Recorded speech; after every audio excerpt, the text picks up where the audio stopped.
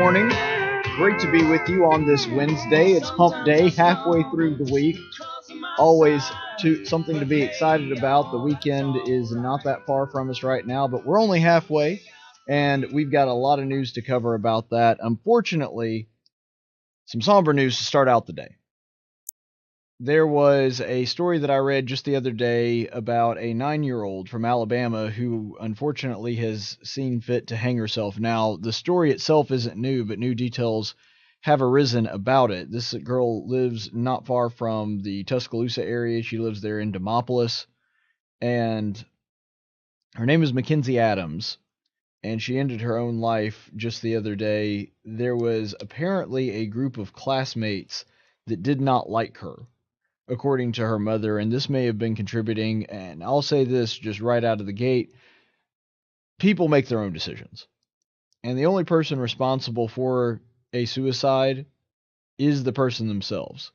Now, granted, because it is a minor, I think that there are more considerations to take into place, just because we don't allow minors to make really big life decisions. That's why we don't allow minors to drink. That's why we don't allow them to drive cars. There are certain things we understand that there is a responsibility for older people to take care of, because they have not yet reached the level of maturity that they need to have attained to bear those responsibilities. And I think that there is some consideration for other people and outside influences, and I think that that case can be made more strongly for people who are under the age of 18, under the age of majority. But I will say in her case, I'm not trying to cast blame on anyone, nor am I trying to say definitively that we know that this is the reason that she committed suicide, because that's very, very difficult to tell, even when you have a lot of reason, unless someone just specifically tells you in a suicide note why they're committing suicide or something, and even then I don't know that it's 100%. But nonetheless, looking at this case, it really is heartbreaking to see that somebody this young has made this decision, and I'm not trying to cast absolute blame on anybody, because we don't know. There's still an ongoing investigation, and I think that it makes sense to wait and hear the conclusion of that. But the mother is saying that there was a group of classmates that did not like her, and that may have played a contributing factor. I don't know if they were cyberbullying. I don't know if they were just bullying her in person. It sounds to me like, based on the accounts that I'm seeing, that it was more of an in-person bullying. It wasn't so much on the internet. It may have been on both. We're not sure. But what's really tragic about this, and any 9-year-old, I don't understand how somebody that's 9 years old can have so much trouble, so much stress, that they believe that ending their life is better than staying alive. That's such a strange concept to me. So I don't think we're ever going to find a good logical answer, because the thing about suicide is it is illogical. It's somebody that is being driven by their emotions, unfortunately. And I'm not really 100% sure what to say, but there is some indication that race may have actually played a factor. And I know that that's not something that's comfortable to talk about, but we do have to look at the facts and see exactly what was happening here. So a friend of the family, who just happened to be a white person, drove her to school every day, and apparently this resulted in quite a bit of teasing from her classmates. And the mother, Jasmine Adams, said some of the student bullies would say to her, "Why are you riding with white people? You're black, you're ugly, you should just die." So really cruel stuff. But here's another thing to consider. I don't know the race of the people that are saying these things to this little girl. They could be white, they could be black. It could be white people that don't think that the races should intermix, and because of this, these white kids are saying that, well, she's black, she's ugly, and because of seeming to pick on her because she's black, it kind of indicates that the bullies themselves may have been white. But I don't know that for sure, and it could be she got heat from both sides. There could be black kids that don't think that she should be riding to school with white people, and were bullying her for that. I don't know. But either way, racism from anybody is, of course, completely unacceptable, and it is possible that it could have come from either side based on this criticism. But that's the thing. Racism is and has always been a human problem. It has always been a problem that human beings have had. You can look all the way back into ancient Egypt, and we're seeing issues of race where certain races were treated as lesser than human by other humans. And unfortunately, there are some people that think if you are one of those people that have good relationships with, family ties to people of other races, then they will start lashing out at you even if you are of their race. They'll refer to you as a sellout or a number of other things. And this is one of the big problems I have with the alt-right movement, is they refer to people like myself that have family members and friends that are not of my race, that don't share my race, as race traitors. And so it happens from the white supremacist side. It happens from the black side. They're black separatists that believe that black people should go off and have their own area and have their own country and live separate and apart from people of other races. And it's just as wrong and just as racist then as it is when white people say it. And so racism, sadly, is a human problem. And because it is a human problem, because we belong to a flawed race, these people saw fit for whatever reason to terrorize this innocent 9-year-old girl for just daring to have a friend that was a white person, a friend that did not share her race, which is beyond reprehensible regardless of who the bullies were that were doing this and what their race was or the reasons that they were doing so. Her mother goes on to say in another statement, "She told me that this one particular child was writing her nasty notes in class. It was just things you wouldn't think a 9-year-old should know. And my baby tell me some of the things they had said to her. I was like, where are they learning this from?" They're getting it from somewhere. As horrible as it is to think about, the things that kids are getting, they're getting it from somewhere. And I think this is part of the reason that we as adults, and I say this as someone just as an adult, a member of society, not as a parent, not as a father. As adults, it is important for us to set good, godly role models for children that are watching. Because these kids are getting it from somewhere. Kids are highly, highly susceptible to influence. And when they're around good influences, they tend to thrive. When they're around bad influences, they tend to suffer. And she's right. These kids are getting this from somewhere. We don't know where, but they're getting it from somebody. Some adult or some, maybe not even an adult, a teenager maybe, but somebody in their life that is more mature than them and should know better is having these kinds of conversations with them to where they're picking this stuff up. And I think that, and this is the reason that it's so hard to deal with incidents of suicide, you never know how you're influencing somebody. It may be that this little girl killed herself because of the bullying as a direct result of something some adult said somewhere that influenced their kid, that made them think that it was okay to talk to this girl this way. And it really is a sad state of affairs. So she was later found hung by the neck, and Demopolis police are looking into this matter.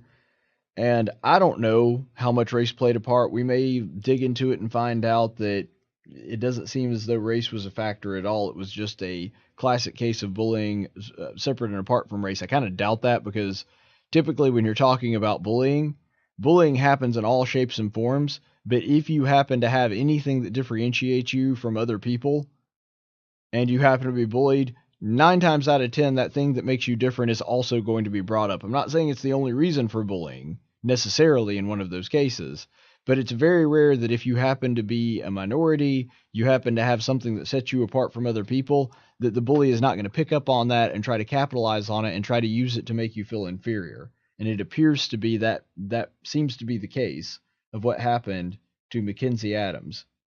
And again, I'm not going to armchair quarterback. I'm not a dad. I'm not a parent. I'm not pointing my finger at any one particular person. It's theoretically possible that these kids have great parents that have taught them better, and they picked it up somewhere else and made a really stupid mistake. But I will say this. As a follower and a disciple of Christ, if we were teaching our kids the lessons that are taught in the Bible, in the Scripture, by God, that we're all brothers and sisters, that we're all created equal, that all of us are important in God's eyes, we wouldn't be having these problems. And it's a shame that I have to say that. It's a shame that there are people that know that and still aren't living the way that the Bible teaches us to, and not imparting that wisdom to the next generation, not imparting that wisdom to children. Because I guarantee you, if people were just teaching their kids the scripture, if they were just teaching them the morals and the principles that are prescribed by God, we wouldn't be having all these problems. I'm not saying we wouldn't have any problems, but we certainly wouldn't be having problems like this, of kids picking on people for something as stupid as the level of melanin in their skin. That would not be an issue if we were following the scripture. If we all looked at each other as brothers and sisters that, may be a little bit different than us, but at the end of the day, they're a child created in the image of God just like everybody else, we would not be having these issues. And that's what really breaks my heart over this whole thing. We have to teach these lessons to kids at an early age, and because of that, and because they have the love of Christ put in them, when they are old, they will not depart from it. If we start building better kids at a younger age, if we start teaching them these lessons young, they become better adults. And we could head off a lot of the problems that we're having in society right now before it even starts. So, my final thought on this is to just please pray for this family. And the reason that I say that is, of course, because they are dealing with the loss of a daughter, which is devastating no matter how it happens or the circumstances that are surrounding it. But specifically because it is a suicide, and specifically because it's happening right around Christmas time. Can you imagine how empty that house is going to feel on Christmas morning? And I'm not saying that to make you sad or anything like that. I'm doing it to impress upon you the importance of clinging to God and His divine wisdom and His comfort in this particular time. So please pray for this family, because the holidays are going to be really, really tough for them this year. And I really do hope that every single person listening would take just a few seconds out of their day and pray that this family will be all right this holiday season, and with other people that are dealing with this. Suicide, unfortunately, rates go up around the holidays. It's a very lonely time for a lot of people. And a lot of people think because they don't have anywhere to go on Thanksgiving or Christmas or whatever, that it's better to just go ahead and end their life, and they take that as an indication of people not caring about them. And so this is really a time where we need to be aware of one another. We need to check up on each other. And guys, even if there's somebody that you may not necessarily be the biggest fan of, if you know that they're not married, don't have family, don't have kids, don't have somewhere to go, just reach out to them. Maybe they take you up on the offer, maybe they don't. But extend a little bit of Christian love to them, and who knows, you might even save somebody's life doing that. It's hard to tell. But please continue to pray for this family, because I do believe in the power of prayer, and I believe that it really is going to help them. Now, I know I don't typically do this, but I'm going to go ahead and take an early break, because quite frankly, I need the time to transition, and I think that you guys probably do too. So we're going to get to the politics of the day. We're going to get to the news, as we always do, but we're just going to take a quick break first, and we're going to take some time to reset. And the other day, of course, the big top story, really fresh in the mind of a lot of people like myself that are in the realm of politics, and it's because it's so unique, it's because it's something that just doesn't happen all that often, is we got to see a rare inside glimpse at how the sausage is made in Washington, and some of, I'm not saying that it's all that productive, I'm just saying that it is interesting to see sort of the real relationship between the president and Nancy Pelosi and Chuck Schumer, this meeting that happened yesterday. Trump gets into it with them, and they were meeting about the budget and talking about the wall. And so there's a myriad of things that we can sort of take away from this, and I really want to sort of dig into this when we can. So we'll go ahead and just go into the clips. We won't look at all of it, but we're going to look at a pretty sizable chunk of it today. So this is Nancy Pelosi, Donald Trump, and Chuck Schumer all meeting in the Oval Office. So the wall will get built, but we may not have an agreement today. We probably won't. but we have an agreement on other things that are really good. Nancy, would you like to say something? Well, thank you, Mr. President, for the opportunity to meet with you so that we can work together in a bipartisan way to meet the needs of the American people.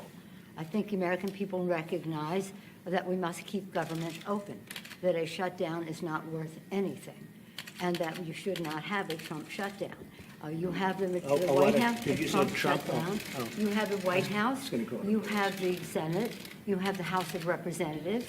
You have the votes. You should pass it No, we right don't have now. the votes, Nancy, because in the Senate, we need 60 votes. No, but in the House, and we don't you have could it. bring it up right now. Yeah, but I today. can't, excuse me, but I can't get it passed in the House if it's not going to pass in the Senate. I don't want to waste time.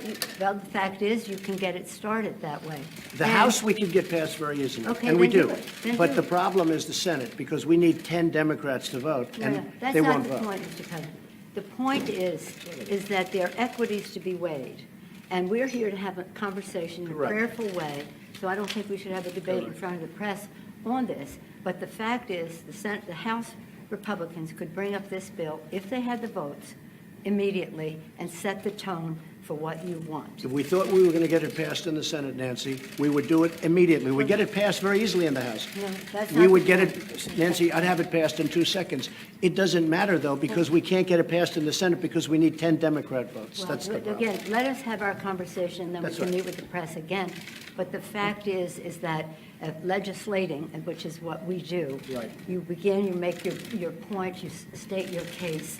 That's what the House Republicans could do, if they had the votes. But there are no votes in the House, a majority of votes, for a wall, no matter where you start. Exactly right. You don't have If I needed the votes for the wall in the House, I would have them in one session, Well, then would go be do it. done. Go do it. It doesn't help because we need 10 Democrats in No, the don't Senate. put it on the Senate, put it course. on the negotiation. Okay, let me ask. All right, so first of all, why is it that Pelosi is so terrified about having this conversation in public? Think about that, because you heard her twice in that clip say, well, let's not talk about this in front of the press. Let's not talk about this in front of everybody. Why? I love this, frankly. I mean, I'm ecstatic that this is going on. And not just because I'm a information and political junkie, because of course I am, but also because I don't like this idea of a bunch of backroom deals that happen in meetings that there's no records of, and this is how the negotiation takes place. I want this. I want to see the debate. I want to see elected officials getting together, having meetings, discussing the issues, and explaining why they believe what they believe, and then having the other side explain why they believe that their policy is best. I want that. That's transparency. I mean, sure, it may bore some people to tears, and I get that. And there may be people that are upset by it, and I get that. But if we're talking about what's good for the country, I think it benefits the country when we have elected officials from different sides of the aisle that disagree with one another, getting together and actually discussing the issue in depth and explaining why they stand where they do. Now, that being said, I'm about to say something that I know is going to surprise an awful lot of people. I agree with Nancy Pelosi. I know the screams of despair and woe and the weeping and gnashing of teeth are just deafening. Now, I'm not saying I agree with Nancy Pelosi's policy on the border. I'm saying I agree with her characterization of what just happened there, because you heard her and Trump going back and forth, and her saying it doesn't matter how you slice it, you do not have the votes in the House, and Trump saying, no, we could get it passed in 2 seconds, it would be easy, it wouldn't be a problem. Sorry, the truth is, I think Nancy Pelosi is probably right. And the reason that I say that is because there are just as many Republicans, seemingly, that want an open border as Democrats. And you can tell that based on their actions. Nancy Pelosi makes actually a very solid point here. She says, Mr. President, you've had the House, you've had the Senate, you've had the White House for 2 years. Why is this coming up now? That's a good point. And when it comes to this, there are a lot of Republicans in both the House and the Senate that because they work at the behest of the chamber of crony capitalism, as the great one Mark Levin, who's on this fine station, loves to call it, because of that, because they're worried about the cheap labor coming in, that they're really not all that keen on stopping the influx and the flow of illegal immigration. They're just not that interested in it. This is not a thing that's going to affect them because they live in a gated community, and they live in a place, most of them, far away from the border and its problems. And because of that, frankly, it doesn't really rock their wagon, so they're not all that concerned with it. They really don't care. Most of them, not all of them. The Freedom Caucus has actually been very, very difficult on this. When the Democrats have tried to do something with it, the Freedom Caucus has been the ones that stepped in and said, no, we believe in border security. We believe in building a wall. We are making our stand here.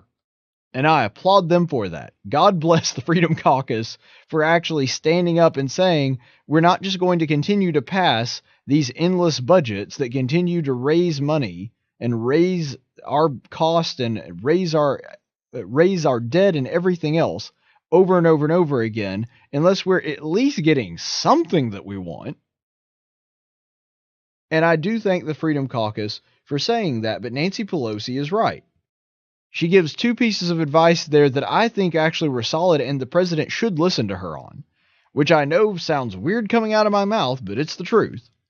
First of all, she's right that he does not have the votes in the House. And second of all, if he has the votes in the House, theoretically, whether he does or not, and she, of course, asserts that he doesn't, which unfortunately is an assessment I tend to agree with, let's just say for the sake of argument that he did have the votes in the House.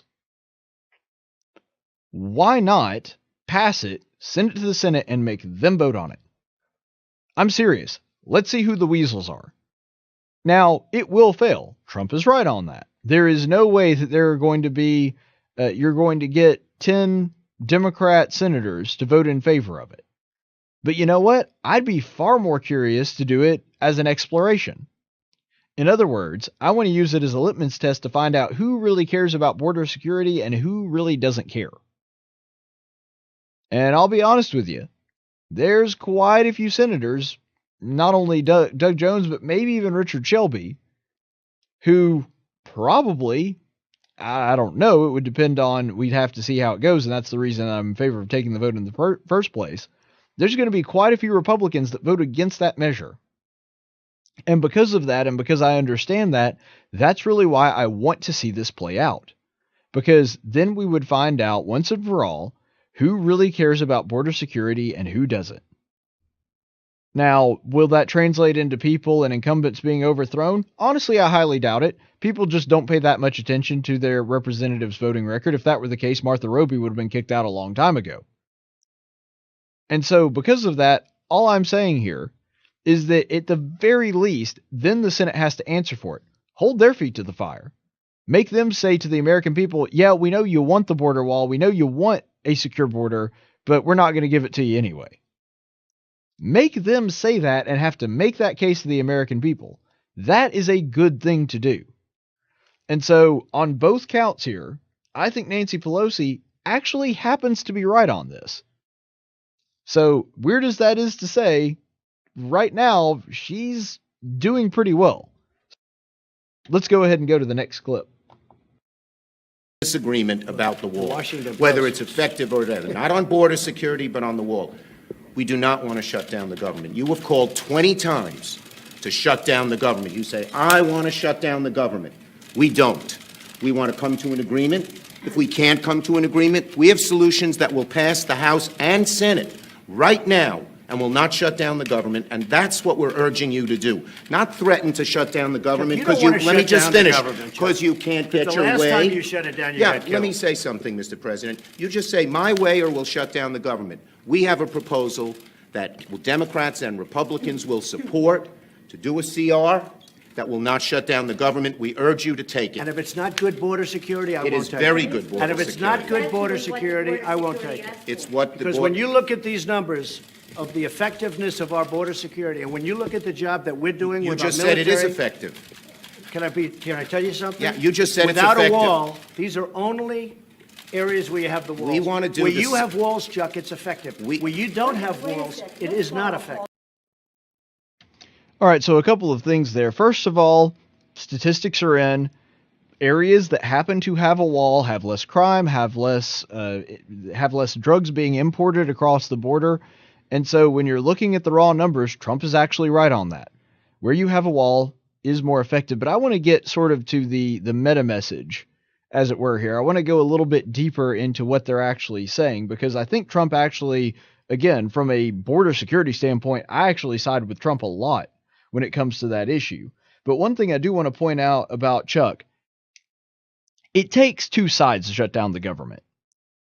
And what you always see, and you saw it on full display there, both from Trump and from Schumer, is that when the government shuts down, everybody starts trying to play the blame game.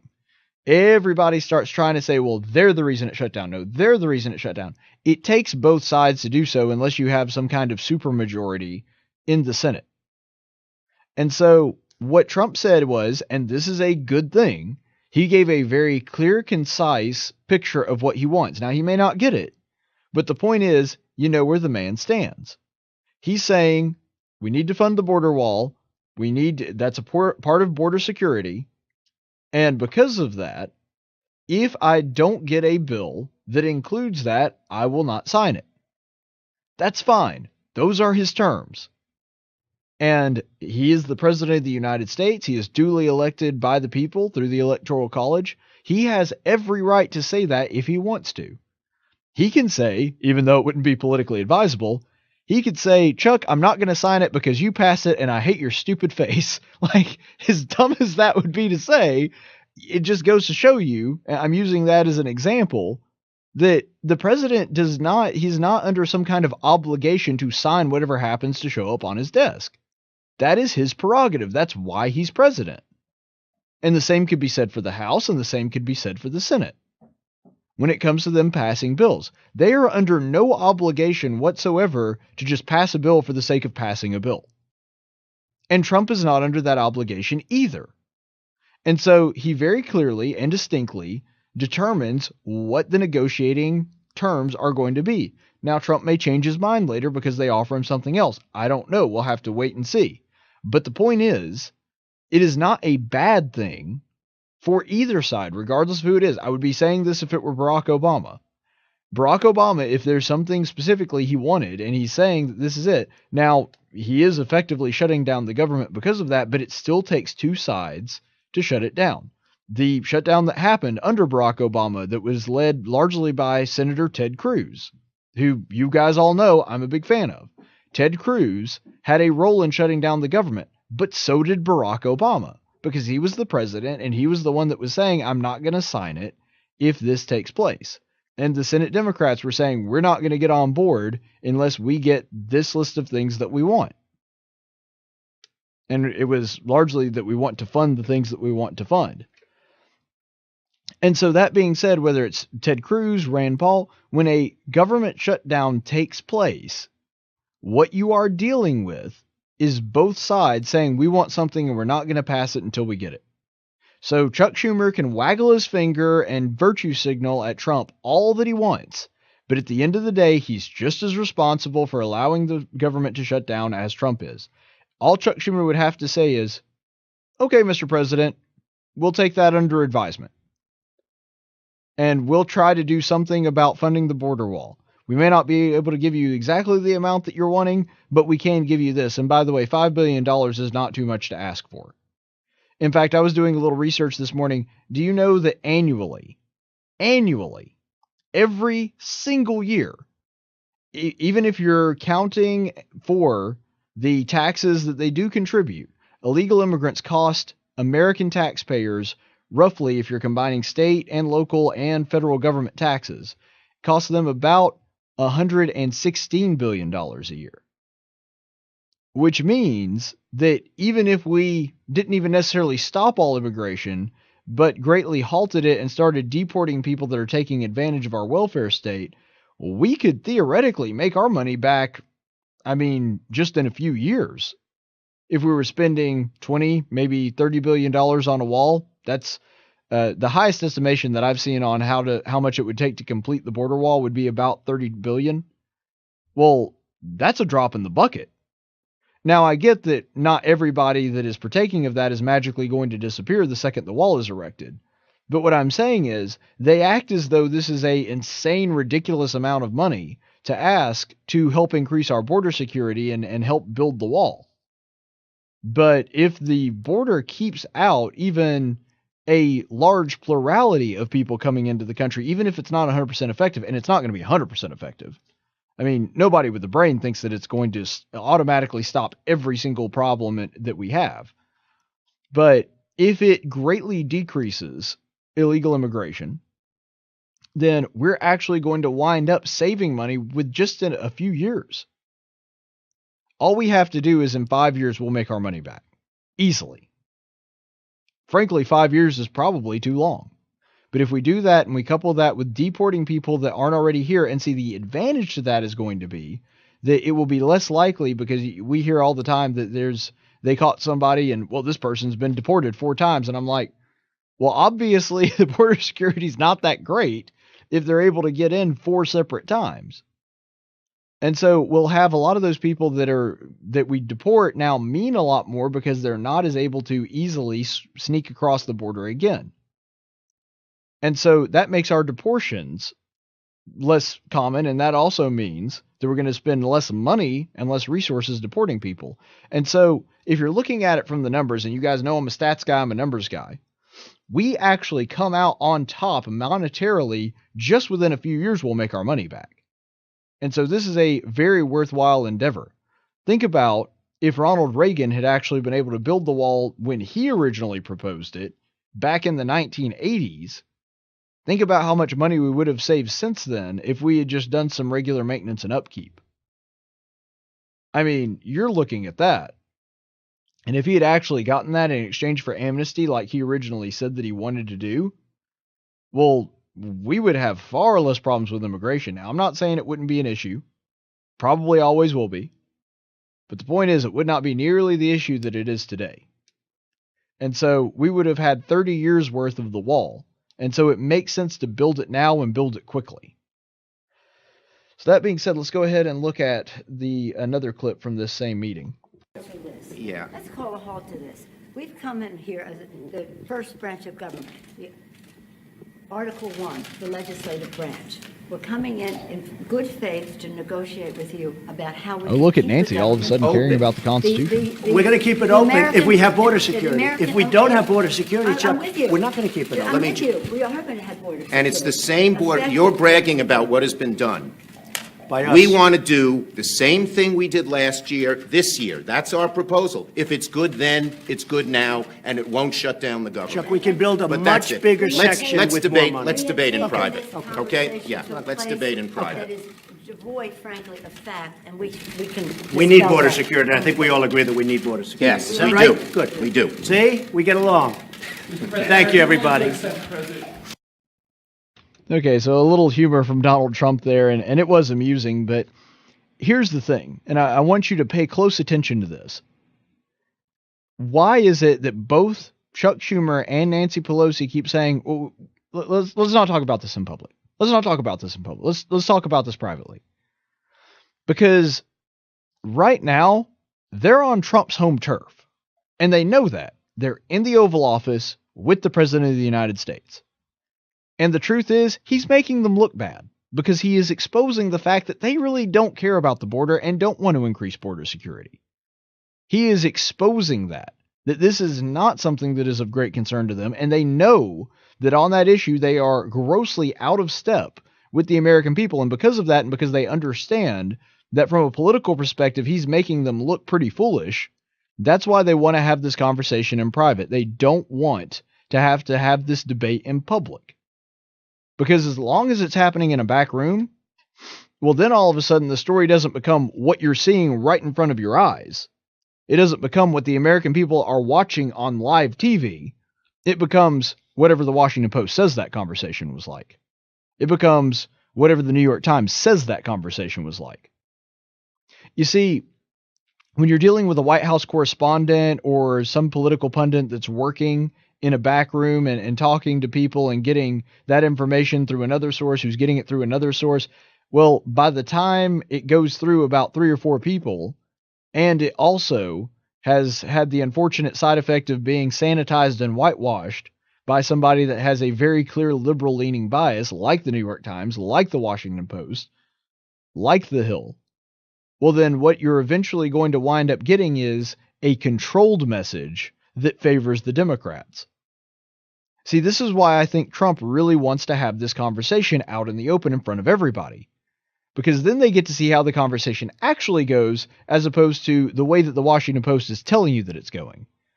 And I use the Washington Post and The Hill and other more liberal-leaning sources all the time. You guys know that. I'm not saying that they're completely or wholly unreliable, but there is a pretty prevalent media bias. And you'll notice, too, another thing that they keep doing is that, have you noticed in this clip that you'll have Chuck Schumer and Nancy Pelosi regularly turning to the cameras? So they'll be engaged in a conversation with Trump like this, and then all of a sudden when they're about to make a big point, they turn to the camera. The reason they're doing that is because they know they're playing to their buddies in the media. Because they're trying to get that soundbite form, and that's why Chuck Schumer, he's not interested in having a conversation with the president. And like Nancy Pelosi said in that last clip, they're not operating in good faith. They have no intention of walking out of the White House that day. They had no intention of walking out of the White House with any kind of funding for the border wall. And so Chuck Schumer can say, well, it's just your way or no way. Well, isn't that exactly what you're asking for too? What Chuck Schumer was asking for in that last thing was the status quo. And we're going to see a clip of that here in a second as well. And while I do think that it was amusing that Nancy Pelosi was suddenly so concerned with the Constitution, what Schumer is asking for is the status quo, which is everything that he wants. Trump is on pace right now to double the debt that was added by Barack Obama. Think about that. And it's because, and Trump is partially responsible for this. I'm not trying to take the responsibility off of him. He signed those continuing resolutions into law, just like the Senate and House passed them. But what Schumer is proposing is, let's keep doing what we've always been doing. If it's good then, it's good now. And you know what? He's making a good point. The problem is, it wasn't good then, and it's not good now. The problem is, the president should have never signed that omnibus bill into into law. He should have never passed that thing. He should have never signed it. I said that. You can go back and listen to the show. I said that back when it was happening. He should have never signed it into law. And when the president said, well, I've got to fund the military, and so because of that, I'm going to go ahead and fund it, the president should have said, no. Send me a separate spending bill for the military if you want to, but I'm not going to sign all this ridiculous level of spending into effect. I'm not going to do it, especially when I'm not getting anything out of it. I'm not getting any of the things that was promised that the American people clearly want. I'm especially not going to sign it into law when that is not happening. And so what we're seeing here, what we're looking at, is really a fight that should have happened 2 years ago. We're seeing a fight that should have happened 2 years ago. And the fact that we're doing it in the 9th hour, that we're doing it when it's Nancy Pelosi is about to become Speaker of the House and the Democrats will take control of the House. The idea that we're doing this now, it's too little too late. I mean, goodness knows, I want the border wall funded. I want Trump to be able to build the border wall. I am 100% behind him on that. But he waited too late. He should have done this when he came in, not now. It is not doing anybody any good now, 2 years after the fact, after this fight really should have happened, to try to do it now, because now he only has a little less than a month left before he has to deal with a Democrat House. And do you really think the Democrats are going to put forward a budget? Well, first of all, they're not going to put forward a budget anyway, but do you really think they're going to put forward a budget that includes increased spending for border security to keep potential Democrat voters out? Because that's what this is all about in the end. This is about importing people that tend to vote Democrat. And that's why the Democrats are not in favor of border security. You had Beto O'Rourke, who's the new darling of the left, who people are talking about him running in 2020. And there seems to be a decent amount of enthusiasm for him amongst the Democrats. You're now talking about somebody who actually went forward and funded the migrant caravan. These are not people that are in favor of a secure border and the rule of law. They just simply are not, and their actions show that. And so this deal, it was bad then, and it is bad now. And Chuck Schumer, though this wasn't his intention, has just perfectly illustrated why the Republicans should not have gone along to get along and continued to pass along the status quo and done exactly what Democrats wanted, because this is the irony of this. The status quo is what Democrats want. That is their intended goal. And so by Chuck Schumer saying, well, you just want your one, or saying we're going to shut down the government. Well, you're saying the exact same thing. You're saying, unless you give me all the spending that I want, unless you give me exactly what we got last time, and I get everything that I want, then I'm not going to have my people vote in favor of it. Well, then in that case, you're effectively saying, unless I get everything I want, then I'm shutting the government down. He's being critical of Trump for doing exactly the same thing he just said that he would do. Next clip. One thing I think we can agree on is we shouldn't shut down the government over a dispute, and you want to shut it down. You keep talking about The it. last time, Chuck, you shut it down. No. And then you opened 20 it up very times. quickly. And 20 I times. don't want to do what you did. 20 But, times you Chuck, have called for, I will shut down the government if I don't get my will. None of us have said. You want to know something? You've said Okay, it. you want to put that on You've my... said it. I'll take it. Okay, good. You know what I'll say? Yes. If we don't get what we want, one way or the other, whether it's through you, through a military, through anything you want to call, I will shut down the government. Okay, fair Absolutely. enough. And We I am disagree. proud, and I'll We tell you disagree. what, I am proud to shut down the government for border security, Chuck, because the people of this country don't want criminals and people that have lots of problems and drugs pouring into our country. So I will take the mantle. I will be the one to shut it down. I'm not going to blame you for it. The last time you shut it down, it didn't work. I will take the mantle Good. of shutting down. That is And I'm going to lucky. shut it down for border But we security. believe you shouldn't shut Okay. it down. Okay, so first of all, you may not be old enough to remember, because it was several months ago now, that Chuck Schumer was basically admitting to shutting the government down just a few months ago when it was an issue of getting what he wanted in the spending bill for the continuing resolution. You'll remember that when it came to things like funding Obamacare, that it was Chuck Schumer that said, I'm going to shut the government down. And yet now he's saying he didn't do that. But nonetheless, again, like I said, it takes both branches of it takes both sides of the aisle to shut down government. It just does. Every single time. It wasn't different then. It's not different now. The issue over which it is being shut down may be different. But I love that what Trump was saying. This is absolutely Trump at his best. And goodness knows I have my disagreements with the man. But this is exactly why people wanted Donald Trump in the White House. Because he will look these people in the eye and say, you know what, screw you.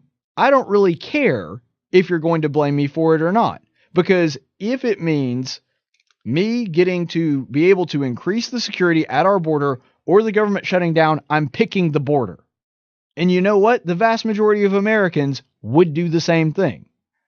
And so Trump finally gets frustrated to the point where he's saying, I'm tired of the rigmarole. I'm tired of playing your political games. I'm tired of trying to defend myself against the blame game, saying that you're the one that wants to shut the government down. When he's the one, again, Trump's to blame in this too, but he's also the one that's saying, if I don't get everything I want, then I'm not going to fund the government either. And so Trump says, you know what? That's fine. I'll take the blame for it. And I'm proud to do so, because the border is something that is worth taking a stand on. So bravo, Trump. That is exactly why people voted for him. That's why people like him, because he stands up to these people and calls them out on their crap. And he did a great job there. That was the perfect way to handle it.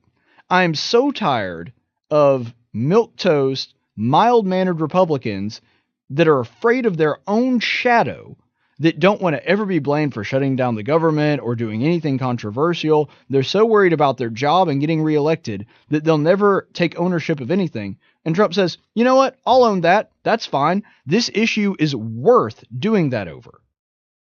And he's exactly right. And I am glad that he is willing to say that. I'm glad that he's willing to say, I don't care if we shut the government down. I'll take the blame for it. That's fine. As long as it is for a good cause, and I think that this is a good cause, then I'll happily bear the blame for that. And I think Americans, the vast majority of them, are going to stand with them on that. I really do. I hope it doesn't come to a shutdown. And like Trump said in that last clip, that's not what I want. That's not my goal. What I want is border security, and I'm willing to fund the government as long as I get that. But I want you to think about this too. How is it possible that we have not defunded Planned Parenthood yet? We have had 2 years of a Republican House, a Republican Senate, and a Republican president, and somehow we still have not defunded a dime of Planned Parenthood. Explain that one to me. Because the truth is, when it comes to these issues, the issues that are most important to their base, the Republicans are nowhere to be found. That is $500 million. You want to start funding the border wall? That'd be one place to start getting the money. Take $500 million out of that we're giving to Planned Parenthood. Let's reallocate that towards the border wall. I'm fine with that. That's at least something that is constitutionally recommended. Healthcare, even if you're taking out the abortion side of this, healthcare is nowhere guaranteed in the Constitution. Border security is. Article 4, Section 4, look it up. I've read it on this particular issue, I don't know how many times on this show. Look it up. And what's so sad about this is that I don't even know where to start on this. Schumer, he wants to make a deal, but isn't he the one that refused to make a deal when Trump was offering amnesty to 1.8 million people, which, by the way, was 3 times what it was when it was Barack Obama proposing the same thing with DACA? So this idea that they're operating in good faith, as Nancy Pelosi says, and that they were convinced that they were going to make a deal, don't give me that. You had the opportunity to make a deal. Trump offered, and I thought it was a dumb offer, and I criticized him for it when it happened because there's no way that we should be granting amnesty to 1.8 million people. But Trump made the offer of a deal in exchange for the border wall, and the Democrats spat in his face. So the idea that there was going to be a deal reached, or that they were going to be willing to budge on this, or they were going to be willing to fund the border wall if certain conditions were met, simply not true. They weren't operating in good faith. They wanted exactly what they wanted, and they were not going to take anything less. And they have proven that over and over again. Trump offered them way more than even Barack Obama did, and they still refused it. They hate the guy that much. And unfortunately, this is how it played out. Now, I do want to play this montage because it just shows the utter hypocrisy of the left. This is a montage of different prominent Democrats, including Chuck Schumer himself, talking about the border and border security, and a hat tip to Fox News for putting this one together. I voted numerous times when I was a senator to spend money to build a barrier to try to prevent illegal immigrants from coming in. And I do think you have to control your borders. Where it was necessary, we did support some fencing. Where it was necessary, we did add Border Patrol agents.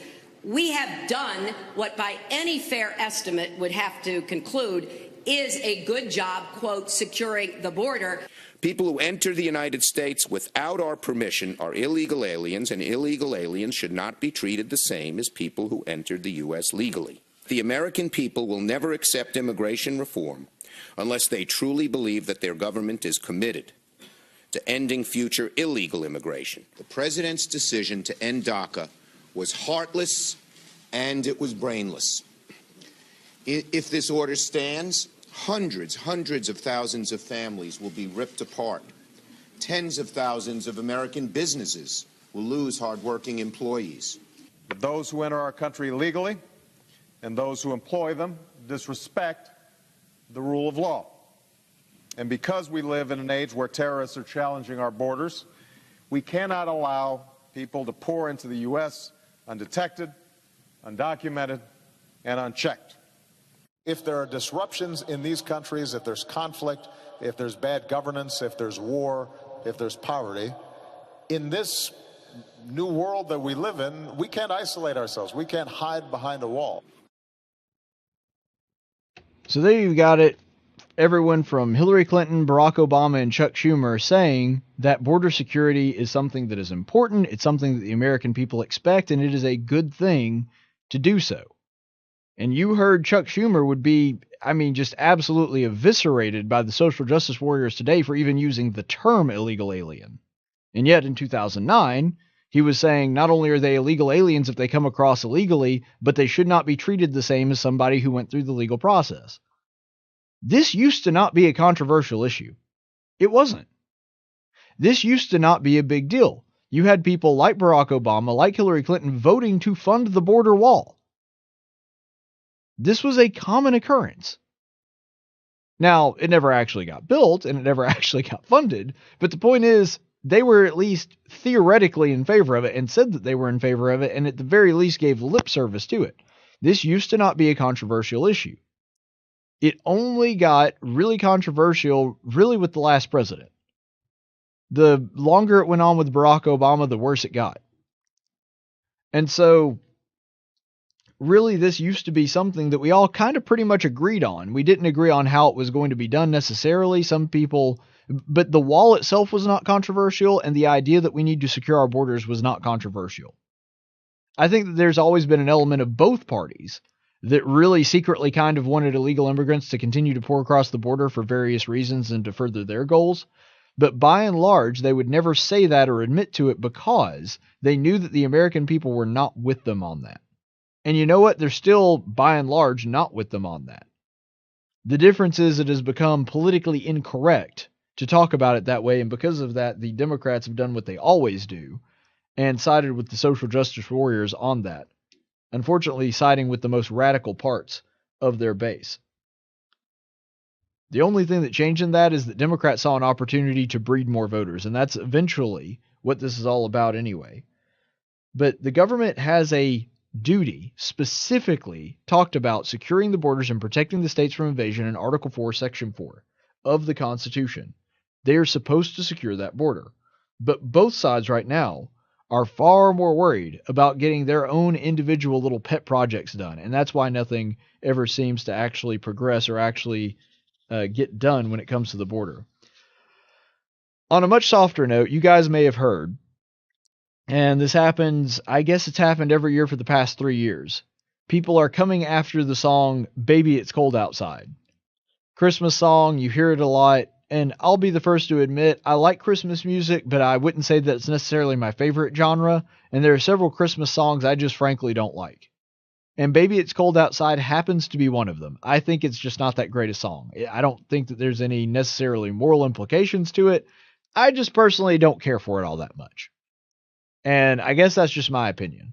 But somebody put together this list, and it's actually not bad. And I'll just go ahead and read that to you because I found it amusing. I have a feeling you will as well. Since the banning of Baby It's Cold Outside, please boycott the following Christmas songs for these reasons. I Want a Hippopotamus for Christmas promotes keeping wild animals in captivity and animal slavery. Santa Claus is coming to town. Pedophilia is implied as an elderly man is watching children to sleep and scrutinizes their lives. Which, if you think about it, is a little strange. I think it was Kenan Thompson that did a routine not too long ago on Saturday Night Live called Something Claus. He said, "You think you and Santa are friends? And he watches you when you sleep. That's weird." And he's right. That is a little strange. Little Drummer Boy, not gender neutral. Yeah, I could see that one. White Christmas. Well, that's just racist. Oh, come ye faithful. Exclusive. Non-faithful should be allowed to come too. God rest ye merry gentlemen. Well, that's anti-feminist. All I Want for Christmas Is You. Promote stalking and the owning of men as property. I don't know. Are there male vocalists that do a version of that song? I don't know. Either way, I guess it promotes owning of somebody, regardless of whether that's true or not. Blue Christmas implies male boy righteousness. I guess because of the color blue. Santa Baby. It exploits men and belittles women. Oh, Little Town of Bethlehem. Xenophobic. This may be my favorite one. Winter Wonderland. It excludes excluding of wonderlands that do not have winter, and 2 pro Narnia. I guess if you're a summer wonderland, you're not. If you're a summer wonderland, you just don't get a lot of recognition. It's the most wonderful time of the year. This is offensive to people who love spring, summer, and fall. Let it snow. Not fair to those when it doesn't snow, and may offend those in a blizzard. So, I guess the entire state of Florida has been triggered. Well, the state of Alabama, too, to be honest, about the song Let It Snow. Joy to the world. Insensitive to people with depression. Let's see. Do you hear what I hear? Insensitive to the hearing, visually, and mentally impaired. I don't know, maybe. And finally, I saw Mommy kissing Santa Claus. We're not sure if Santa consented to kiss Mommy. Okay, so you can see how if we're going to apply the new scrutiny that seems to be over everything, this new social justice warrior lingo that we have to apply to everything, you can see how that would lead to several problems. And I think that that's really all the person that wrote this down was pointing out, and doing so in a satirical way, and something that I certainly appreciated. And we're going to go ahead and jump to the Daily Dose of Stupid today. No, you messed it up. You're stupid. So, Kyle Murray, and I'm sure you guys have heard about this already, but I just now had a chance to get to it being out Monday and everything. Kyle Murray, quarterback for the Oklahoma Sooners. And he just recently won the Heisman. Great athlete. I've heard good things about him personally, but honestly, I haven't kept up with his career all that closely, so I assume that he's kind of generally a good guy, but I don't know that for sure. But after he wins the Heisman, what they did was they started digging up some old tweets. And this is why this is wound up in our Daily Dose of Stupid for the day. They have dug up tweets from when he was 14 years old. And apparently, what it was in reference to is he was poking fun at one of his friends, and I think I have the clip here. Oh, here we go. No, actually, that's the response. I'm sorry. So, Kyle Murray, he tweeted this stuff out when he was 14, and he referred to one of his friends, you know, taking a jab at him, saying that he was wrong about something and that he was a queer. Now, not that I'm somebody that professes to be all into the new lingo and understand exactly what, you know, all is going on with the gay community, because they've changed this thing 40,000 times. But USA Today referred to this as a homophobic slur. And I'm sitting here thinking, yeah, the Q in LBGQ, and I'm not making this up, this is the real acronym, LGBTQIAPK+. Again, their acronym, not mine. The Q in that is queer. It can stand for either queer or questioning, either one. And so the idea that somehow was a slur when that's the actual political correct logo, or the politically correct acronym that they put in there, and that's part of the acronym. The idea that somehow is a slur doesn't make any sense. They're the ones that put that together, and I don't know, is that sort of a we could only call each other that sort of thing, like they tried to do with the N-word, which, by the way, makes no sense. If a word is wrong to say, and if it's demeaning no matter who says it. But, and I think that particular word is quite demeaning. That's why you've not heard me say it.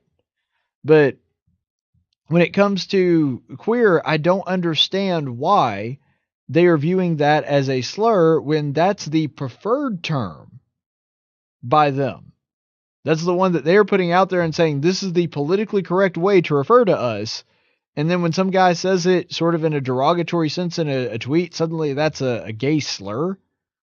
That's a homophobic tweet, which I never understood the homophobia thing. That would imply that you're afraid of gay people. And I know that people have called me homophobic, no telling how many times. I'm not homophobic. I've never met a gay guy that I didn't think I could beat up. Not that I would want to beat them up. You know what I'm saying, though. It's like I could take him if I had to. So I'm definitely not afraid of the guy. I would never actually and never have in my life attacked a gay person or anything like that. I just don't attack people. I think that that's wrong no matter who it is.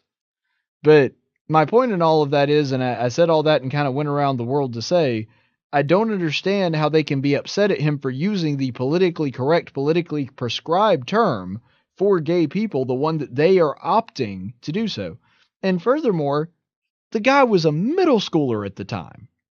Is this really the new standard that we want to hold everybody to? That even things that you said as a minor, things that you said years ago, things that you even are now saying that you regret, that you're going to be held to this new standard? So that being said, and that was the graphic that we accidentally put up a second ago, this is Kyle Murray's response to this. He says, I apologize for the tweets that have come into light tonight from when I was 14 and 15. I used a poor choice of word. I assume that's supposed to be poor choice of words. That doesn't reflect who I am or what I believe. I did not intend to single out any group or individual. So now what we've got here is Kyle Murray coming forward, apologizing, saying, I used a poor choice of words, shouldn't have done that.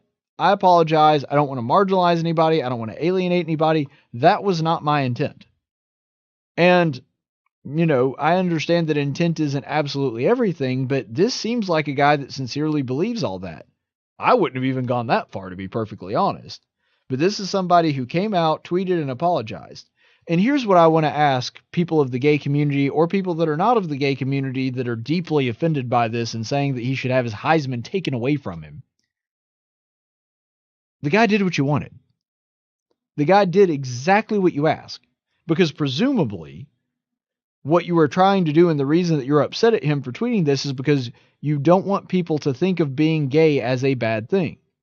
Well, this is somebody who that wasn't his intention, but presumably some people took it that way, and because of that, he comes out, he apologizes, says I'm sorry, seems to be sincere in that, and we can't find record of him saying stuff like that since then, so presumably he has changed, and he has, you know, become more inclusive according to their standards. And yet you're still going after him and saying that he should have major life accomplishments taken away from him for things that he said in the past. Here's the thing, and I don't want to advise this community because I disagree with their goals. But just in general, why would anybody want to change to suit you if that's the standard you're going to use? Think about that. And this is a problem that I have seen with a granted limited amount of people, even in the Lord's church. If you were to have somebody to come and say, you know what, I've been engaged in all kinds of sin in my life, and I've made a lot of mistakes, and I want to be baptized. And the second they come up from the baptism and say, see, we've been telling you all these years, moron, you kept going on and sinning and living this horrible life. See how terrible you were? Well, why would anyone want to join that church? And the same thing here. If you're going to continue to hold things against them when they've changed and done what you prescribed as being the right thing to do, why would anybody care what you think? Why would anybody want to actually do what you're asking them to do? Because there is no benefit to it. Once you've said it, and you're branded for life, and nothing you can do can change that. How is that supposed to be bringing people to your cause? It doesn't really make any sense. So, people on the left, do you understand that this is why people are now going out of their way to offend you? That people are like me, and I do this sometimes because it is amusing, own the libs. Hashtag own the libs. This is something that you do when you do something that the liberals find offensive. If you're doing it to point out the ridiculousness of that particular movement, I think that it can be helpful. Satire can sometimes help us understand, and humor can help us understand why something is incorrect or why it's humorous. But there are some people, and I don't agree with this tactic, that will do so just to tick liberals off. They will say things that are outrageous or offensive Not because they actually believe them or because they think they're right, but because they know it drives liberals crazy. And because of that, they like doing it because it gets a rise out of them. That's not a beneficial way to go about it. That is not productive for anybody. But do you understand, left, why there are people that want to do that now? Because you guys have gone so far in the opposite direction, and there is no mercy, there is no forgiveness, there is no way you can ever possibly be redeemed from ever having said anything mildly offensive.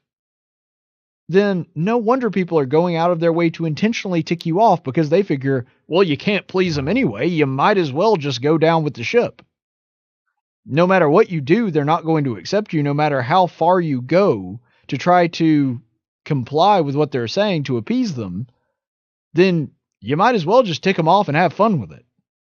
Again, I don't agree with that attitude, but this is a pretty good indication of why that attitude exists. And what's really sad about this is that the people that are saying that he should have the Heisman taken away, I'm guessing the vast majority of them are not actually college football fans. You look at the base of college football, it's right here in the state of Alabama, it's in the Southeast. And, you know, there are some people that are college football fans in other parts of the country, but they're really more NFL. The irony in all of this is I'm guessing that the vast majority of the people that are mad about this and are saying he should have his Heisman taken away, probably not people that actually know what the Heisman Trophy is or care about it. I'm sure there's exceptions, but I would be willing to guess that the vast majority of this crowd that are trying to ruin Kyle Murray's life and have his career taken away from him and having his accomplishments taken away from him, probably people that aren't exactly college football fans that wake up early on Saturday morning to watch College Game Day. Maybe I'm wrong, but I really don't think I am on that one. Probably not really football fans. And I say that to say, why would they care if they're not really football fans? I really do think it goes down to this. There are some people that, as sad as it is to say, spend their whole life seemingly just waiting to tear other people down. And I guess the reason they do it is because it makes them feel better about themselves. And that's a horrible, horrible way to live life. That you constantly, to feel better about yourself, just feel like you have to constantly tear other people down and talk about how bad they are. Look, I get that it's much more difficult to lift people up than it is to push them down. But lifting people up is far more rewarding.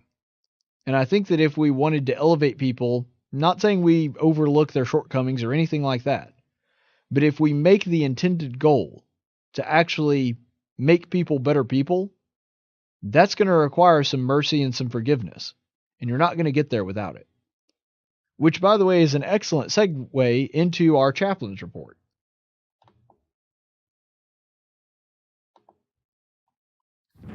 In 1775, the Continental Congress created the Chaplain Corps. Under the command of General George Washington, each soldier was required to attend worship service every Sunday. While other armies advanced on their feet, Washington's troops advanced on their knees. It's time for the Chaplain's Report with Caleb Colquitt on tactics.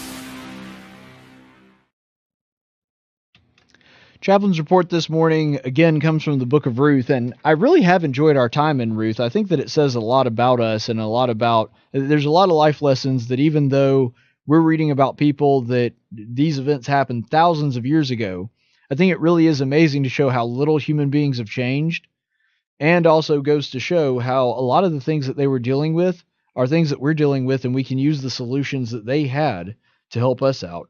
And today is no different. We're winding down. We're getting close to the end of the story of Ruth and Boaz. And what has essentially happened, if you remember from yesterday's chaplain's report, is that Ruth has gone forward. She has shown an act of kindness towards Boaz. She's shown that she cares about him, and essentially that she's interested in and wants to be with him.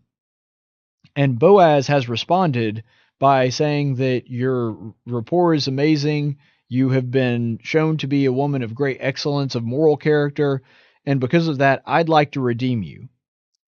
And what he means by redemption is, this is someone who was a widow. She is the former wife of someone who was a relative of Boaz. And so because of that, you have the ability to redeem another person's wife. So just to give you an understanding of exactly how this is going to work, is that back then, if there was a woman, and this is largely because women had a hard time providing for themselves because most of the labor back then was physical labor. And women, of course, were not as well equipped to handle that as most men were. And because of that, if you didn't have a man, if you were not married, you didn't have a son, you didn't have a father to take care of you, it was a much, much more difficult time in the world to make it as a woman on your own than it was in the time period that we're looking at. And so because of that, part of the Mosaic law is that if you had a brother or a nearest of kin who died, it was your responsibility to take care of them. Now, you also got the benefits of that. In other words, you got the land, you got the property, but you also were held responsible for raising up seed to your brother's wife. And you had to marry her and take care of her and bring her into your home and all of those things. All the things that come with a standard marriage, which there's a couple lessons to learn there. First of all, back then you had to really like your in-laws.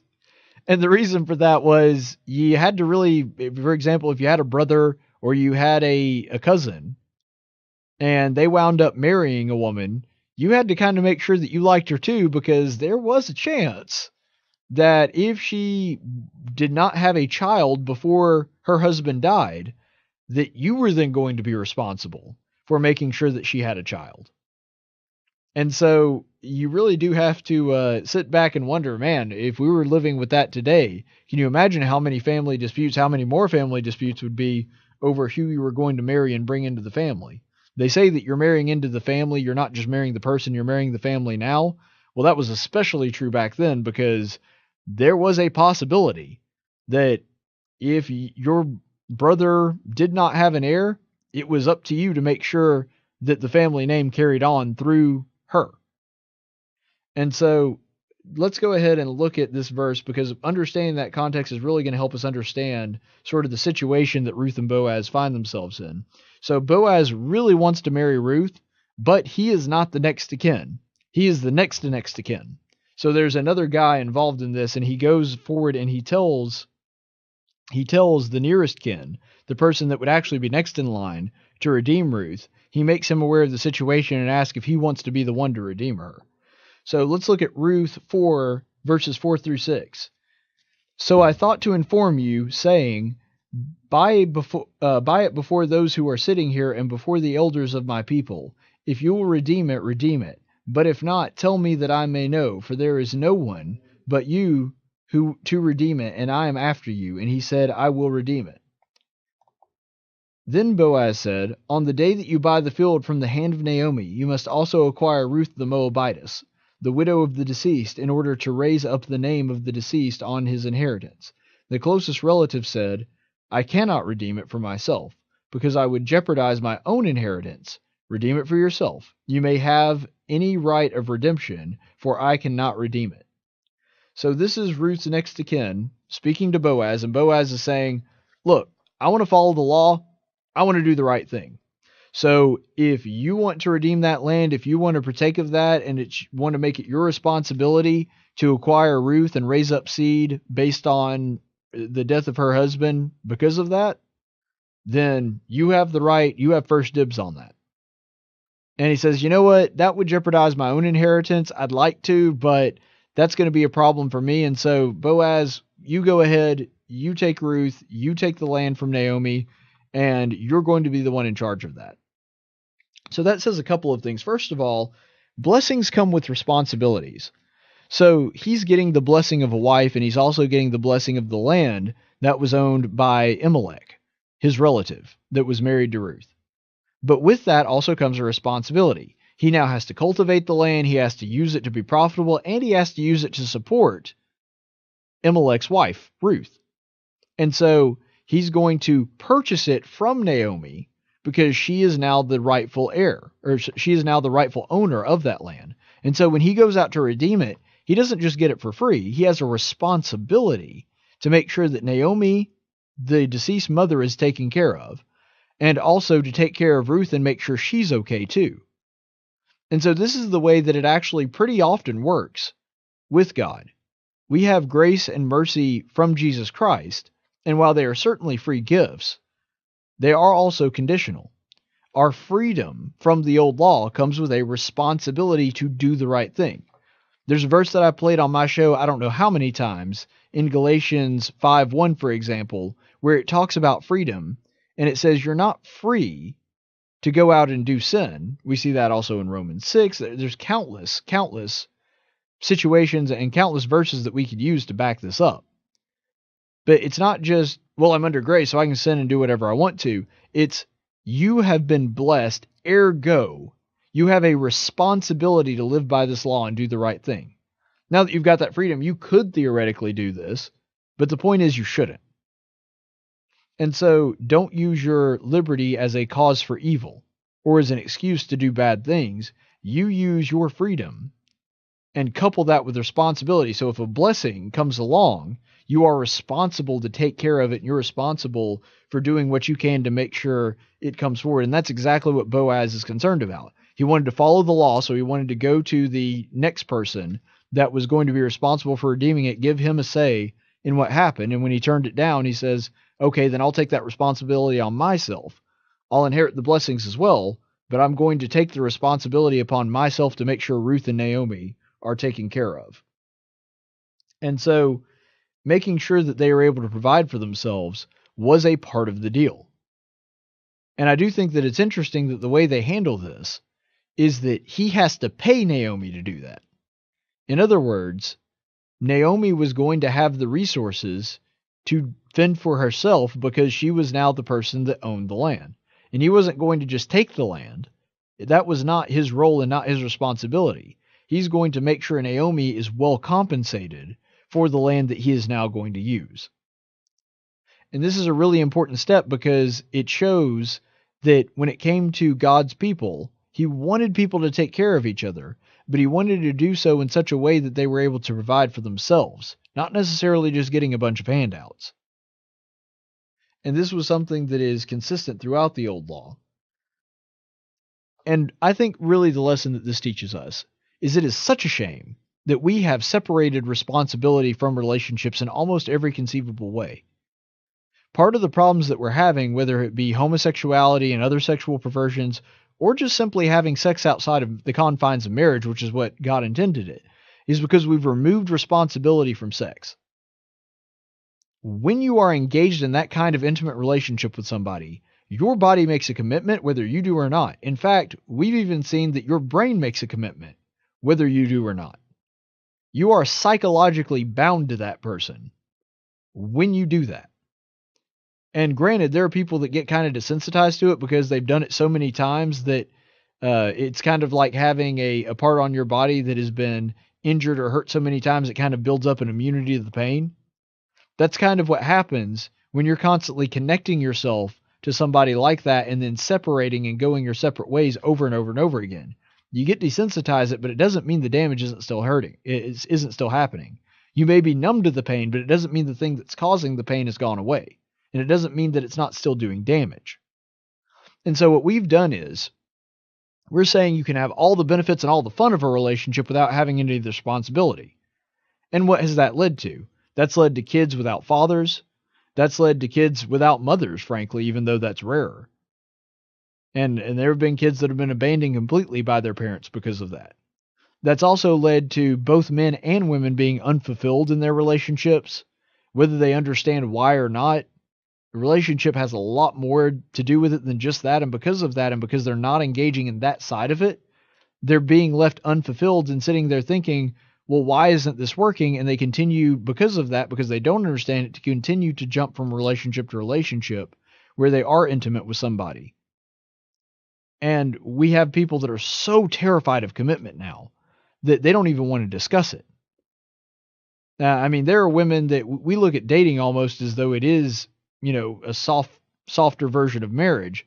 And so because of that, we have men and women not even wanting to go out with one another or refer to themselves as a couple because they see that as some kind of big, grandiose commitment to one another.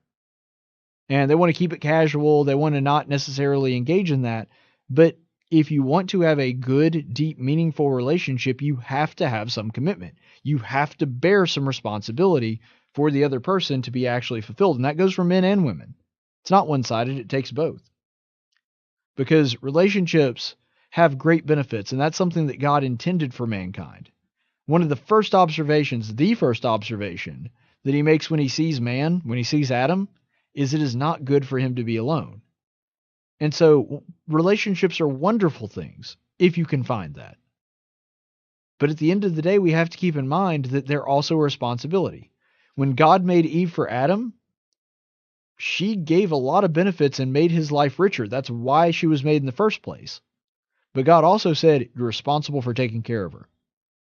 This is your obligation. And so when you remove the responsibility side from the fun side of a relationship, you wind up getting neither. Because those two things have to work in concert, or else it's eventually going to fall apart and leave both parties feeling unfulfilled. That's why the story of Ruth and Boaz is so great, is because these are two people that get it, that understand it, that want to be with one another, and want to do so because they have God at the center of their relationship, and they want to grow together as a couple spiritually towards Him. And that should be the goal of every single couple. And if they do so, that will be where they find real joy. Not necessarily only in each other, but more importantly, in God. Stay the course, friends.